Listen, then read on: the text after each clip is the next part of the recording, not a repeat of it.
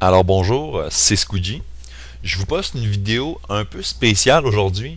Comme vous le savez, je suis un gamer et nous, gamers, tout ce qui a trait à Internet, la technologie, les jeux vidéo, etc. Tout ça, ça nous intéresse pour la grande majorité du monde. Alors, vous avez entendu parler dans l'actualité, le site Mega Upload a fermé. Et avant de voir cette vidéo que je vais vous présenter, mon avis était simple. Bon, ils ont été trop loin, ils se sont fait prendre, that's it, that's out, dossier fermé. Mais j'ai pris le temps de voir cette vidéo, mais surtout le temps de comprendre, de réaliser le message que veut transmettre cette personne. Et c'est là que j'ai compris la gravité, si on peut dire, de la situation face à cet affront. Alors si vous êtes comme moi, je crois qu'il est quand même important pour vous de voir cette vidéo. Petite parenthèse, pendant que vous voyez l'image ici présente, à tout moment, vous pouvez cliquer dessus pour pouvoir accéder à la page YouTube de la personne qui a posté cette vidéo. Et s'il vous plaît, prenez le temps d'aller mettre un pouce vert sur la vidéo originale, simplement pour montrer que vous êtes d'accord avec ses propos. Merci.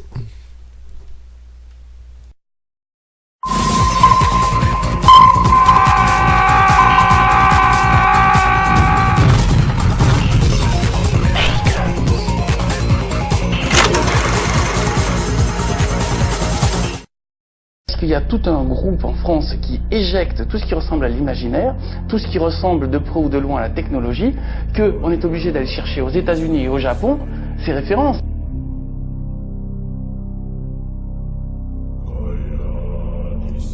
En fait, on adore évangéliser et essayer de faire découvrir plein de choses à notre entourage, à nos copains.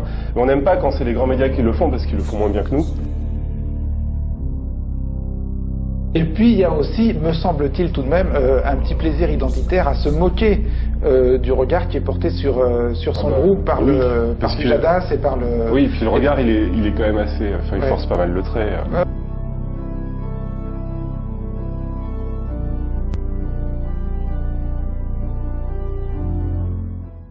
Bienvenue dans Souffrance Culture, l'émission de la France, de la sous-culture et de la souffrance.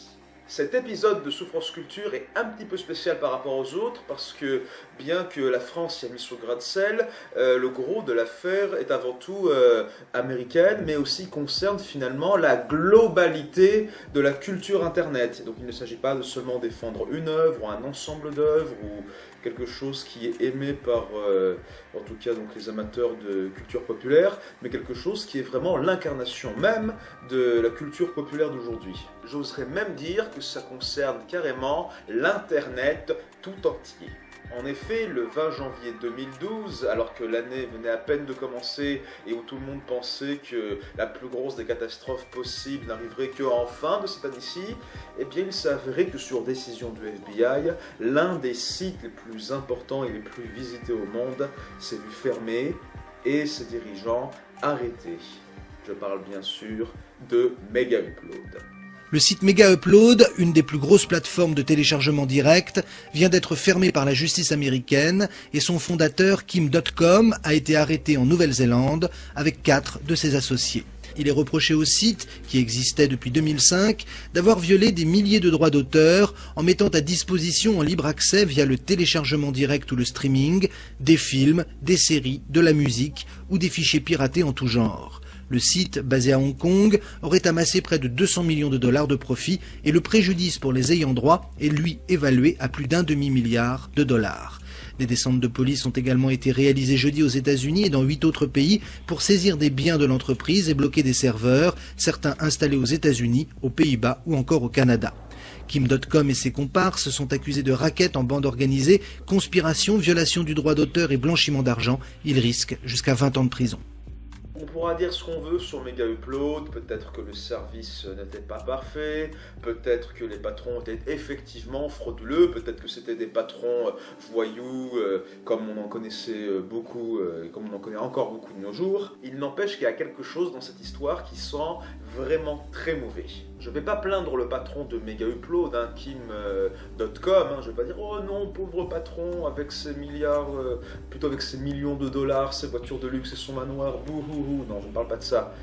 Ce qui est vraiment puant dans cette histoire, c'est que on devine quand même qu'au milieu des accusations de fraude, de blanchiment d'argent, de racket, tout ce genre de choses, il y a toujours ce fameux problème du copyright qui nous casse tant les couilles en fait à nous autres les internautes. Ce n'est pas du tout du populisme ce que je viens de dire, attention, mais tout de même j'aimerais qu'on réfléchisse sur un point. Donc on a Megaupload qui est un site principalement donc d'upload et de partage des fichiers, c'est-à-dire qu'en fait on peut envoyer ces fichiers directement sur le serveur du site pour ensuite les télécharger à sa guise et les partager avec tout le monde via des liens. Après c'est vrai, ça a été donc un des sites les plus visités au monde, une bonne partie parce que ça facilitait énormément donc le partage de fichiers protégés sous copyright, des films, des musiques, des jeux vidéo, et qu'il y avait même le service Megavideo attaché donc à Megaupload qui permettait de voir des films en streaming de façon très aisée. Voilà, n'empêche, arrête-t-on toute une entreprise pour ça? Est-ce qu'il faut mettre le responsable de l'entreprise pour ses motifs? Parce que dans ce cas, si donc une entreprise qui ne fait que donc qu'accueillir et véhiculer, faire circuler des fichiers sur le web est arrêtée par mal-utilisation donc de ses clients et de ses utilisateurs, eh bien je pense qu'il y a une autre organisation terrible, secrète, qui sévit depuis 500 ans qu'il faudrait arrêter sur le champ. En effet, cette organisation est en ce moment même en France. Elle a permis donc la diffusion d'enveloppes remplies d'anthrax, de colis remplis de bombes, voire même de chair humaine préalablement découpée par des psychopathes. Elle a permis la circulation d'argent sale qui attendait de se faire blanchir, et même de correspondance entre des personnes criminelles peu scrupuleuses, mettant en péril l'équilibre du monde, voire même envoyant des menaces de mort et des opinions racistes et antisémites et tout ce que vous voulez, je ne sais pas. Mais enfin bref, il y a quelque chose en France qui a permis à toutes ces horreurs d'exister dans l'anonymat sans qu'ils ne mettent le nez dans les affaires de ses utilisateurs. Vous savez ce que c'est ? Les chefs d'accusation lancés par le FBI sont tout à fait légitimes et justifient amplement la fermeture d'une telle entreprise. Mais au milieu de tous ces chefs d'accusation, il y a ceux qui concernent les droits d'auteur et le partage des fichiers qui, lui, risquent d'être extrêmement embêtants. Le mot est un peu faible. Il n'empêche que des entreprises semblables à Megaupload, mais qui ne sont pourtant pas aussi frauduleux, risquent justement d'être gravement remises en question dans leur fonctionnement, justement. Dans le fait que, pourtant, le système qu'ils ont adopté, celui donc de l'upload, du téléversement des fichiers dans leur serveur pour ensuite le partager via des liens à tout le monde, eh bien, ce genre d'entreprise risque d'être mise en péril. Il risque d'avoir vraiment peur face à de telles décisions, et on peut même croire que cela constitue un crime en soi, alors qu'en fait le système n'est pas du tout vicié, et ce ne sont justement donc que des systèmes intermédiaire entre différents utilisateurs, exactement justement comme la Poste, qui n'a qu'un intermédiaire entre un individu et un autre individu qui veulent s'échanger des correspondances. C'est là la principale raison de la colère des internautes. Après, c'est vrai, vous êtes nombreux à être surtout en boule parce que vous n'aurez plus l'occasion de voir vos épisodes de Dexter en streaming sur Megavideo, et que vous ne pourrez plus, par exemple, télécharger votre film favori en version originale sous-titrée, HD, divisé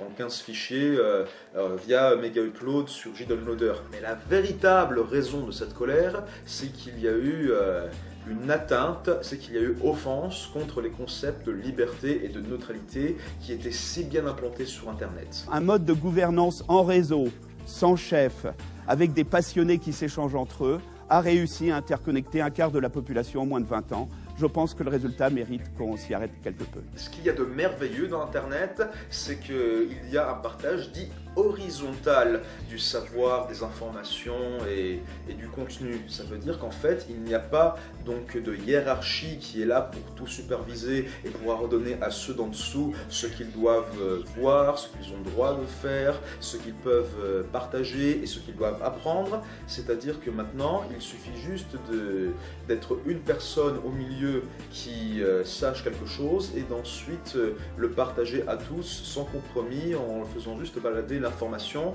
pour le plaisir de partager l'information et pour aussi avoir le plaisir ensuite de partager de la même façon des informations venant de d'autres personnes de tout horizon. La valeur est dans le réseau aujourd'hui, la valeur est dans les relations horizontales. Elles l'ont toujours été, on a toujours préféré partager un film avec des amis puisque c'est pas tellement voir le film qui est intéressant, c'est de le partager. Donc finalement on voit bien quelque chose qui arrive, hein. C'est qu'avant il y avait un monde simple entre guillemets, il y avait Dieu, le prof, l'expert et le président. Et on était là tous à écouter et finalement on parlait entre nous mais très peu. Et finalement Internet est une technologie qui permet à des anciennes formes de se redéployer. Avec Internet, nous retrouvons la place de marché du village.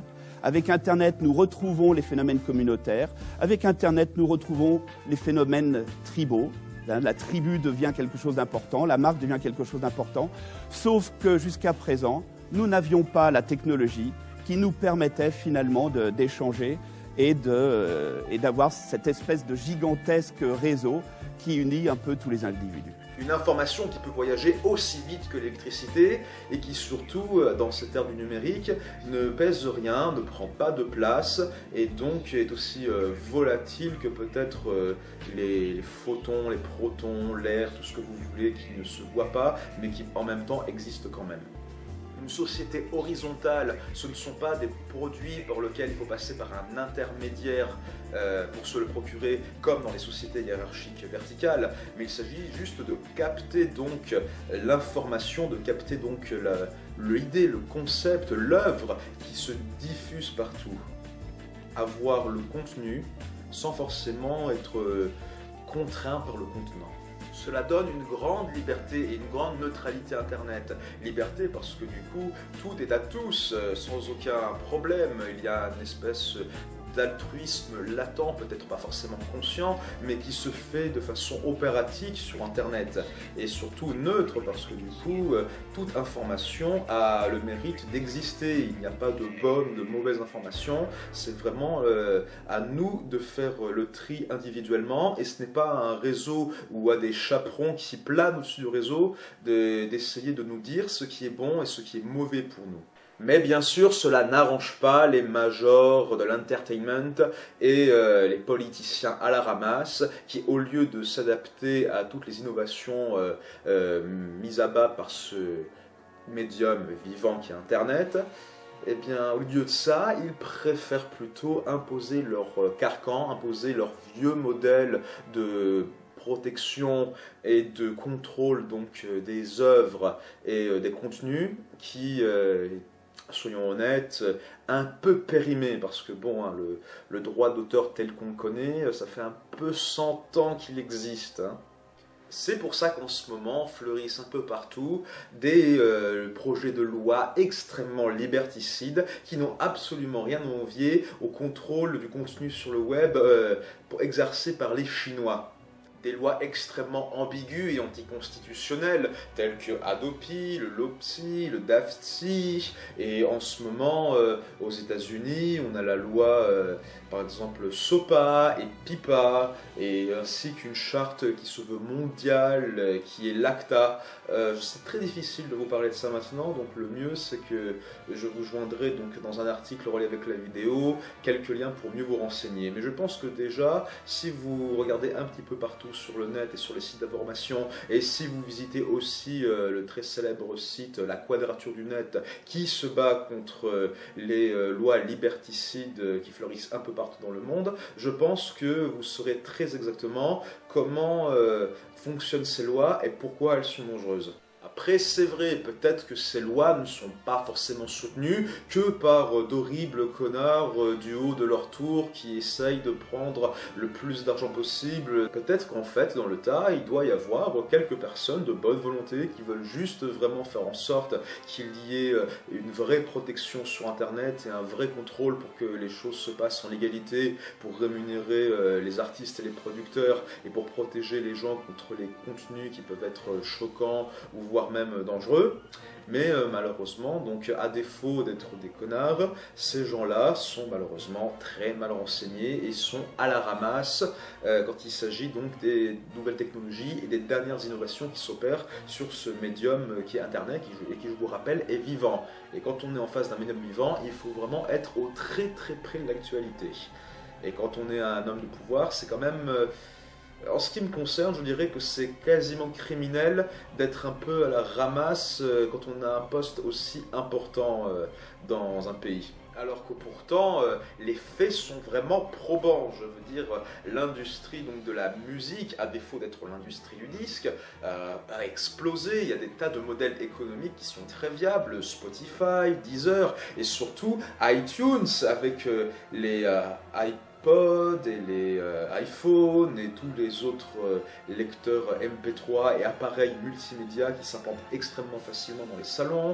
Et il y a beaucoup d'offres aussi pour pouvoir acheter auprès d'artistes indépendants comme Bandcamp. Quant à l'industrie du cinéma, elle n'a jamais été aussi en forme qu'avant. Ça fait certes moins d'une décennie, mais quand même, ça fait un moment que ces chiffres d'affaires n'arrêtent pas d'augmenter chaque année. Je veux dire, on va pas me dire que l'industrie cinématographique va mal, en tout cas pas en France, quand on me dit qu'il y a des films comme Bienvenue chez les Ch'tis ou Intouchables qui font des chiffres incroyables. À Hollywood, tout va très bien aussi, entre les adaptations, les remakes, les suites, les films de super-héros, et aussi des œuvres originales qui arrivent à s'en sortir, comme par exemple Avatar, qui est non pas un giga super hit de la mort, mais carrément une anomalie en termes de chiffres et en termes de succès historique.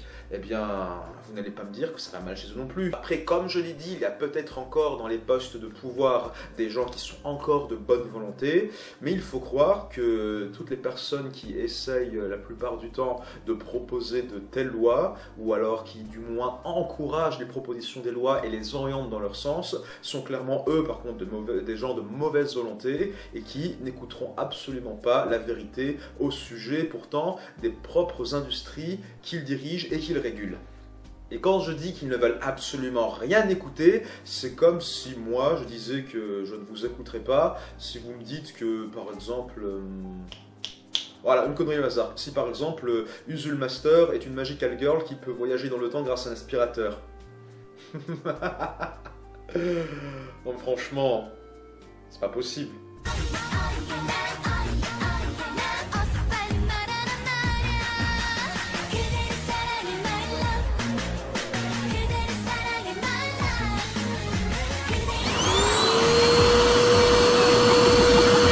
Je sais qu'on peut trouver n'importe quoi sur internet, mais je pense pas qu'on puisse trouver ça. Enfin, j'espère qu'on peut pas trouver ça. Et en parlant de trouver tout et n'importe quoi, eh bien c'est un autre des grands points forts d'Internet et du libre partage de cette société horizontale dont on parle l'autre fois. Parce que avec les sociétés verticales, où il y a une hiérarchie et on pense donc aux intérêts de ceux qui se trouvent à l'échelle, tout ce qui ne fait pas de profit, tout ce qui ne rapporte pas assez de sous, ou tout ce qui est considéré par les plus haut placés comme étant beaucoup trop segmentant, et bien sûr ça ne passera pas à travers leur circuit de distribution parce que ce sont les gens qui sont au plus haut donc de la verticalité de la société qui décident. Alors que dans une société horizontale, il n'y a aucun problème à ce niveau-là. Si par exemple il y a Monsieur Duschnock qui n'est absolument personne dans la vraie vie mais qui s'avère qu'il est grand amateur donc de films de kung-fu des années 70, de dessins animés japonais avec des robots géants ou par exemple de films expérimentaux biélorusses faits en noir et blanc avec des caméras DV, eh bien ce monsieur, s'il a une collection personnelle extrêmement intéressante mais absolument indisponible dans quelque autre circuit officiel que ce soit, eh bien il pourra le partager avec tout le monde et ça ne posera aucun problème. Et en contrepartie, il trouvera d'autres amateurs des choses qu'il aime, voire même découvrir des genres qui sont aussi délaissés et dont il n'a jamais entendu parler avant en tout cas qu'il ne soit sur Internet. les films et les séries en version originale qui proviennent de tas de pays comme, c'est vrai, les États-Unis, l'Angleterre, le Japon, la Corée, toutes ces œuvres qui sont assez spéciales, qui sont réservées des fois à des publics de niche, certains dessins animés japonais, certaines œuvres expérimentales, certaines œuvres qui proviennent de pays plus exotiques ou plus reculés, qui ne sont pas forcément reconnus pour disons, la grande productivité de leur industrie de l'entertainment, mais qui ont pourtant parmi leur répertoire des perles qui sont précieuses mais qui sont pourtant extrêmement méconnues. Tout ça arrive sur internet à se développer, à se faire connaître et à gagner des statuts cultes. Et si toutes ces œuvres-là ne trouvent pas de bons réseaux de distribution à haute vitesse et facile d'accès, comme peut l'être justement Mega Upload ou alors Filesonic ou alors RapidShare ou alors Mediafire ou tout autre site d'upload et de partage de fichiers en direct download, comment vont-ils faire pour bien se faire connaître? Le peer-to-peer maintenant est devenu une solution quand même assez contraignante par rapport aux acquis que nous avons maintenant. Et de toute façon, déjà à la base, ça l'était. Et bon, c'est vrai que le BitTorrent est encore la solution idéale, mais si jamais maintenant on impose des lois qui se mettent à chaque fois à surveiller à tort et à travers les adresses IP et les serveurs de distribution donc, de ces fichiers torrents, eh bien ça va poser énormément de problèmes. Et maintenant on va retourner des années et des années en arrière, plusieurs décennies en arrière, où il fallait être obligé de connaître, disons, le chinois du coin qui est en correspondance à Shanghai pour qu'il t'envoie une cassette vidéo compatible qu'il aura enregistrée à partir de son téléviseur, que tu devras faire fonctionner sur ton magnétoscope PAL, alors que lui, il a une autre norme, ou qu'il faut qu'il t'envoie un DivX, que tu ailles chercher toi-même en Ukraine, que tu achètes dans un magasin, qui te l'aura gravé peut-être avec un burner pourri, un CD. Comment va-t-on faire pour que cette culture bouillonnante, ou plutôt ce bouillon de culture du web arrive à se développer et à s'étendre comme il l'est aujourd'hui? Comment allons-nous faire maintenant pour justement arriver à faire en sorte que la culture soit la plus facile à propager possible, alors que ce n'était pas si évident qu'avant? Car il faut savoir aussi qu'il y a beaucoup qui disent que justement la copie c'est l'ennemi donc des artistes, c'est l'ennemi des producteurs et c'est l'ennemi donc des industries donc du divertissement et de la culture. Et à chaque fois, et je dis bien à chaque fois, le contraire a toujours été prouvé. Si on laisse accessible la culture à tout le monde, notamment aux défavorisés, qu'est-ce que ça va faire? Ça va encourager la créativité. Sans les samples de James Brown, on n'aurait jamais eu le hip-hop. Et les inconnus, vous vous souvenez de Yotoy Passy? Belle commune. Eh ben, ils n'avaient pas les droits non plus. Ça leur a coûté plus cher que ça leur a rapporté. Ah ben, n'empêche que c'est devenu un classique. Et alors, ils auraient pas dû le faire? Sous prétexte qu'ils n'avaient pas les droits. Et on dit Warhol, il s'est pas cassé le cul, il a remixé la Joconde. Et alors? L'art se nourrit de l'art. Oh. C'est pas moi, c'est Malraux. Avant qu'il ne soit dit que le peer-to-peer et le téléchargement direct allaient complètement ruiner l'industrie de la musique, du cinéma et du jeu vidéo, on a aussi dit par exemple que les copies sur floppy disk allaient tuer donc le jeu vidéo sur ordinateur. On a dit aussi que les cassettes VHS vierges et enregistrables allaient tuer la télévision et le cinéma. On a dit aussi que la télévision elle-même allait menacer le cinéma. On a dit aussi que le cinéma allait tuer le théâtre. On a dit aussi que les cassettes à bande magnétique allaient tuer le disque et allaient tuer la radio. On a dit que la vidéo allait tuer la radio. Et bien sûr aussi, vous n'allez pas me croire, là c'est vraiment trop gros, mais pourtant ça a été dit. Il a aussi été dit que l'imprimerie, l'invention de Gutenberg qui a révolutionné le livre pour toujours, allait complètement foutre en l'air l'écriture. Et ce qu'on est en train de faire donc, c'est de laisser Internet aux mains de types qui ne sont pas apparemment plus intelligents et plus évolués et plus au fait donc de la technologie que des moines copistes du Moyen-Âge qui gueulaient après l'invention de l'imprimerie. Personnellement, j'ai très peur.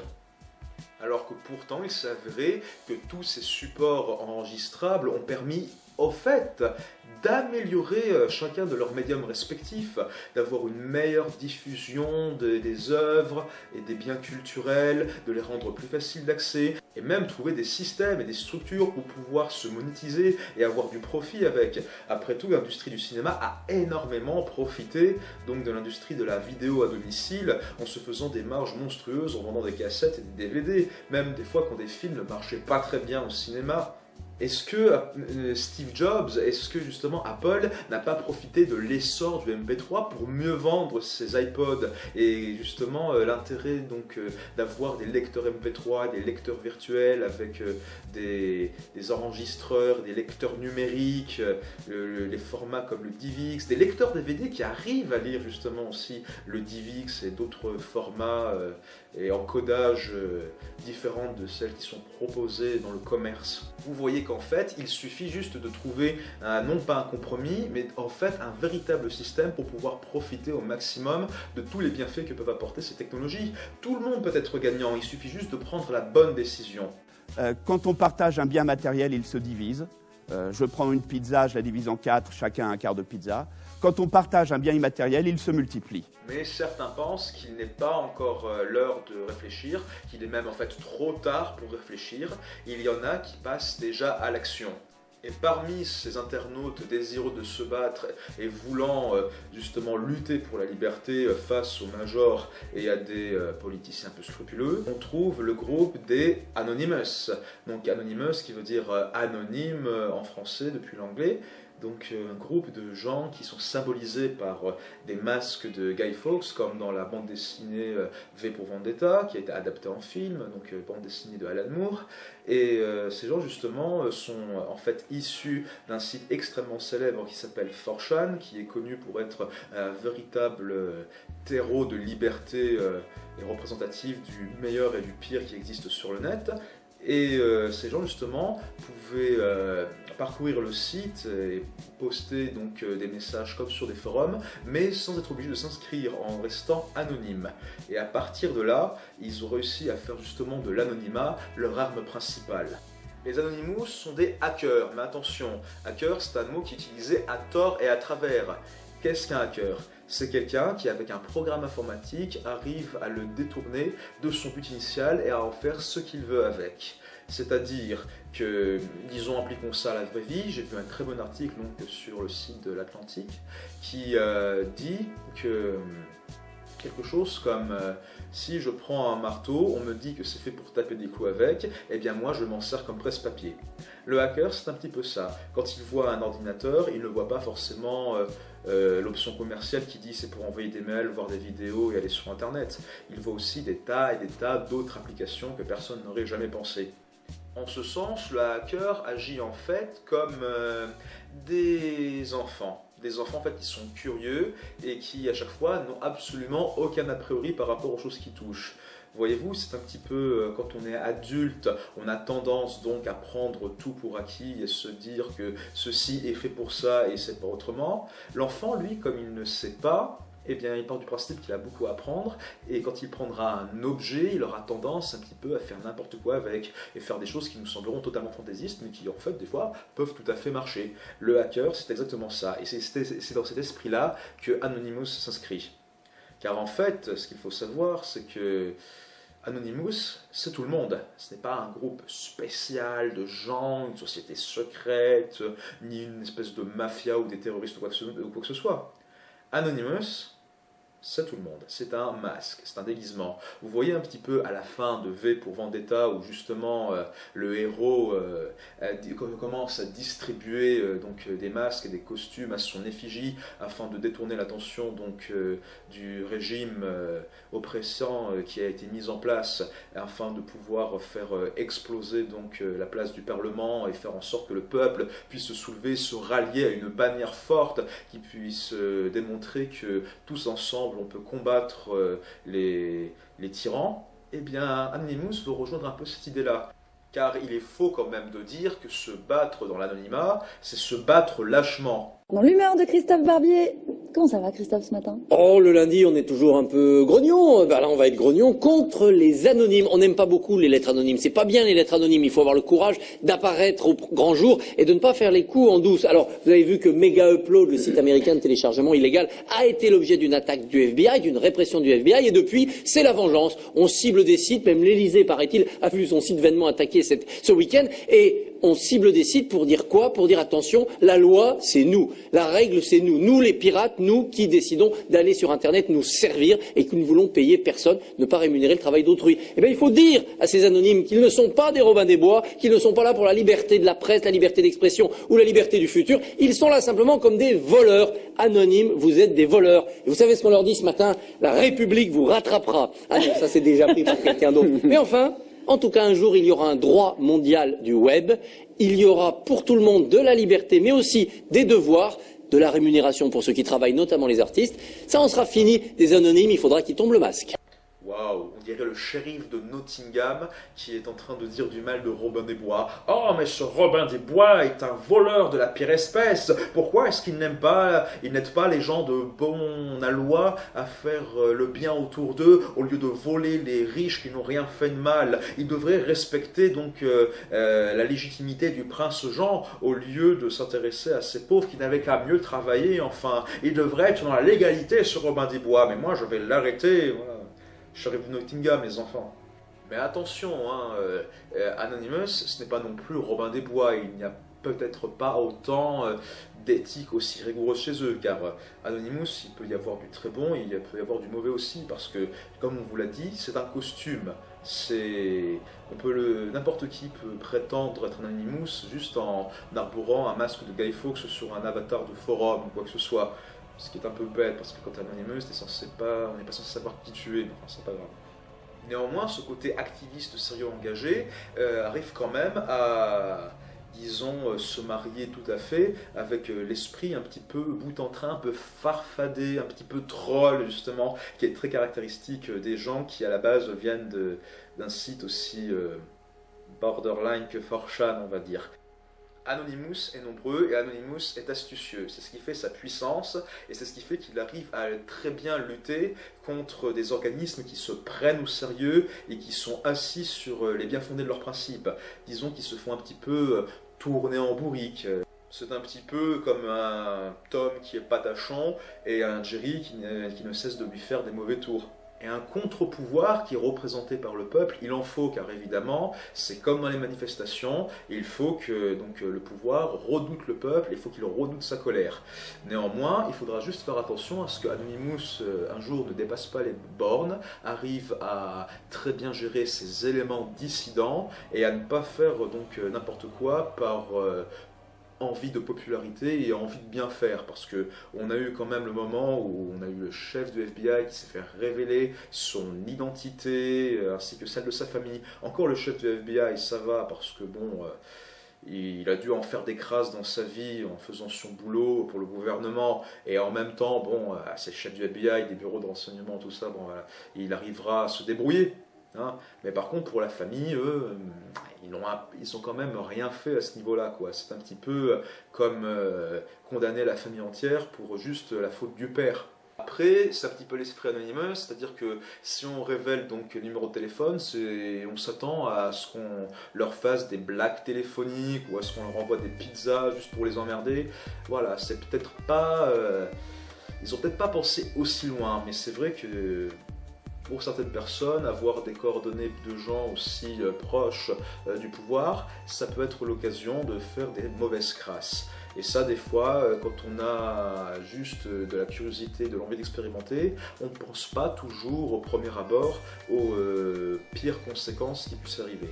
C'est pour ça que l'envie justement d'Anonymous de vouloir se battre pour Mega Upload, qui est en fait un combat pour le libre partage sur Internet, eh bien c'est un très bon combat et je suis tout à fait d'accord avec eux.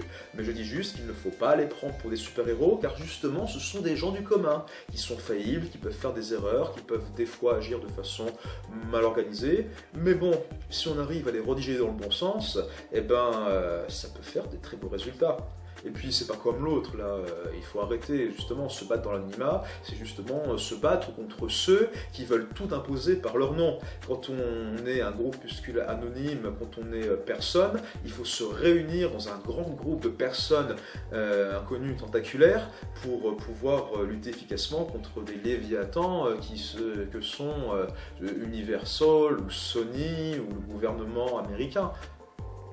Je veux dire, c'est un petit peu comme faire de la résistance. Je veux dire, Jean Moulin et ses amis, ils n'ont pas révélé leur nom en Asie au moment de se battre en secret contre eux.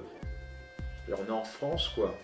Ça m'étonne justement qu'on n'ait pas eu cet esprit de résistance qui nous teinte à la tête quand on pense au concept d'Anonymous. Enfin voilà, même les résistants non plus n'étaient pas des super-héros, ils ont fait des erreurs. À la fin justement, ils ont commencé à raser des femmes sous prétexte qu'ils avaient couché avec des nazis. Mais bon, c'était des femmes faibles, hein. Ils avaient besoin de sécurité, ils étaient incertains, on était en temps de guerre, c'était pas non plus la peine peut-être de faire un tel pogrom. Enfin bon, c'est l'histoire, c'est difficile à juger.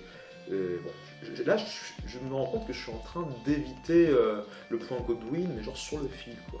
Je suis vraiment balèze. Ce que je veux dire par là, c'est que si on obtient ce qu'on veut, eh bien, il faudra s'en contenter. Il ne faudra pas aller plus loin.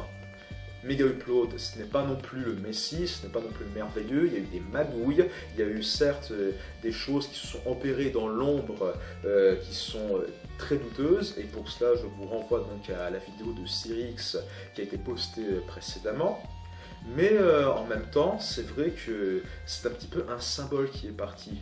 Mega Upload, c'était vraiment un des sites qui était les plus visités à travers le monde à proposer ce genre de service.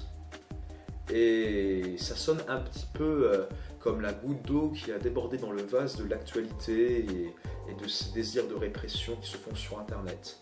Et en tant que peuple, justement, je pense que la meilleure solution, c'était pas de tout de suite sauter dans le train des Anonymous et de vouloir à tout prix se battre et hacker et faire fermer des sites à l'appel. Peut-être qu'avant, il faut peut-être se poser un peu, utiliser donc notre intelligence et savoir justement s'il n'y a pas des alternatives, faire en sorte que l'industrie et le jardin secret qui est Internet, comme l'a souligné Cyrix dans sa précédente vidéo, il n'y aurait-il pas une meilleure façon de coexister pour qu'il y ait du profit pour tout le monde?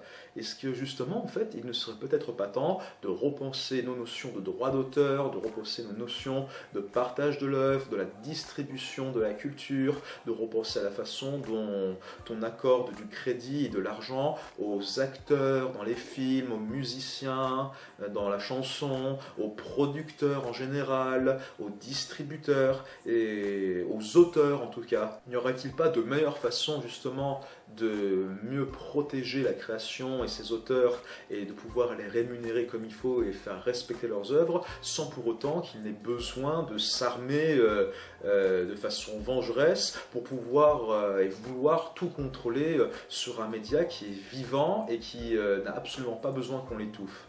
Je pense que maintenant, après autant de temps où on est resté sur le même modèle de droit d'auteur, on doit repenser la chose. C'est pour ça que je vous convie à réfléchir, je vous implore de réfléchir. Réfléchissons ensemble, venez peut-être sur Voxmakers ou parlez-en à vos amis, distribuez cette vidéo ou alors mentionnez quelques-uns de ces passages. Je vous donnerai même peut-être d'autres pistes de réflexion en vous adjoignant des articles dans un billet de blog ou dans des messages sur les réseaux sociaux que je ferai partager afin de faire un complément pour cette vidéo, afin de mieux réfléchir. Renseignez-vous auprès de la quadrature du net, parlez-en avec vos politiciens et avec vos hommes de pouvoir qui sont proches de vous, parlez-en avec votre famille, avec des personnes âgées, et je suis sûr qu'avec vous, on peut remettre en question tous les prix acquis et tout ce qu'on croyait évident. En attendant, Internet n'est pas mort, il y a encore des tas de plateformes de partage de fichiers et de sites où on peut uploader qui sont semblables à Mega Upload et qui arrivent encore à peu près proposer les mêmes services. On est encore dans un état de flou. C'est vrai que les choses bougent, c'est vrai que les choses deviennent incertaines, on ne sait pas dans quoi on va tomber, mais pour l'instant, profitons-en pendant qu'il est encore temps et profitons-en pour réfléchir parallèlement à tout ça.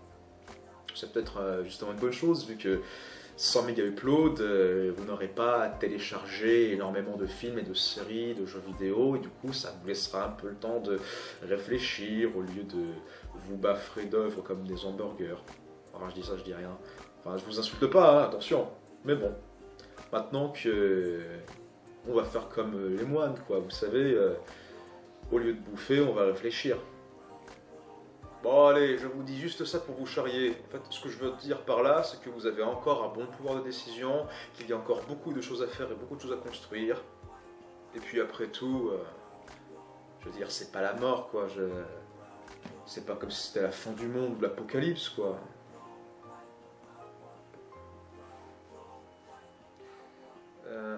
Quoique là, j'ai un petit doute. Excusez-moi, je vérifie, hein. J'arrive.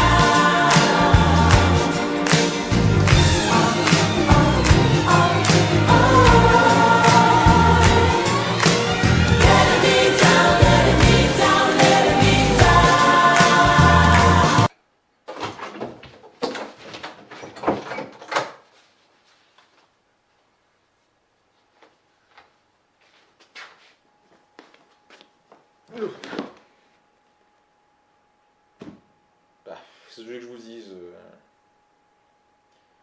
j'avoue, ça m'arrange pas trop non plus parce que j'avais pas prévu de crever avant la fin de One Piece, donc bon.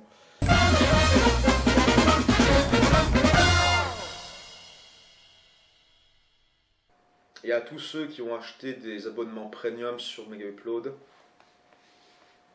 vous avez toutes mes condoléances.